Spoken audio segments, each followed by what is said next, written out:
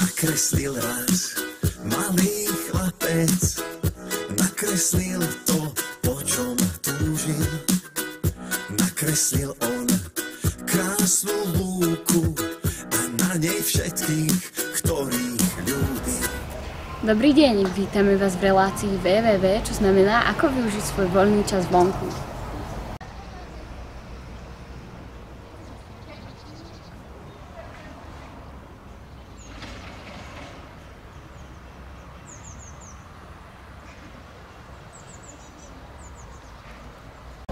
Dnes sa spýtame miestnych, ako využívajú čas v tejto záhrade.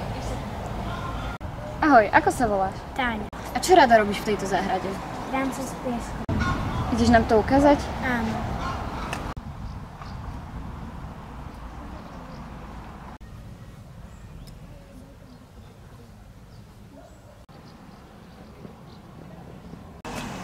Ahoj, ako sa volá? Táška. A čo rada robíš v tejto záhrade? Hojdám sa na hojdačke. Predvedieš nám to? Áno.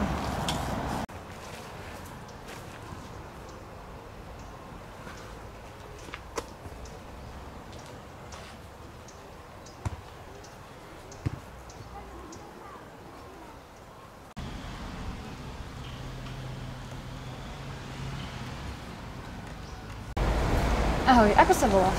Soňa. A ako tráviš voľný čas v tejto záhrade? Hojdám sa na sieť. Môžeme to vidieť? Áno.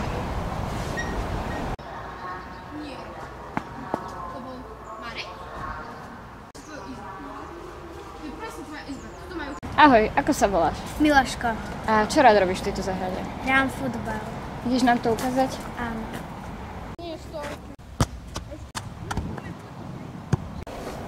Ahoj, ako sa voláš? Andrea. A čo rád robíš v tejto záhrade? Hrám volejbal. Predvedieš nám to? Áno.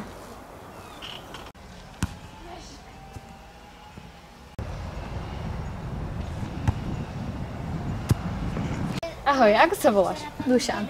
A čo rád robíš v tejto záhrade? Olichujem altánko. Ukážeš nám to? Áno.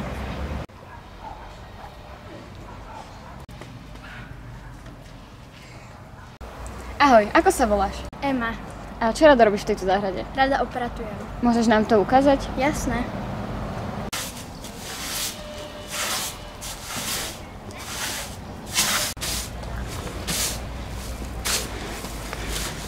Požičaš mi prosím čiapku?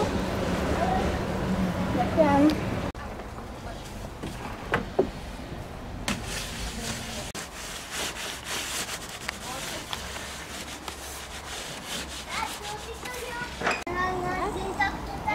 Takže z tohto dielu to bude všetko a dúfam, že ste si zobrali inšpiráciu, ako tráviť voľný čas vonku. Som veľmi rada, že nám tieto deti ukázali, ako trávia čas v tejto záhrade. Ahoj, ako sa voláš? Ľudská, Čo rada robíš v tejto záhrade? natáčam film. Ideš nám to ukázať? Pozri si to na Filmfeste. Dobre.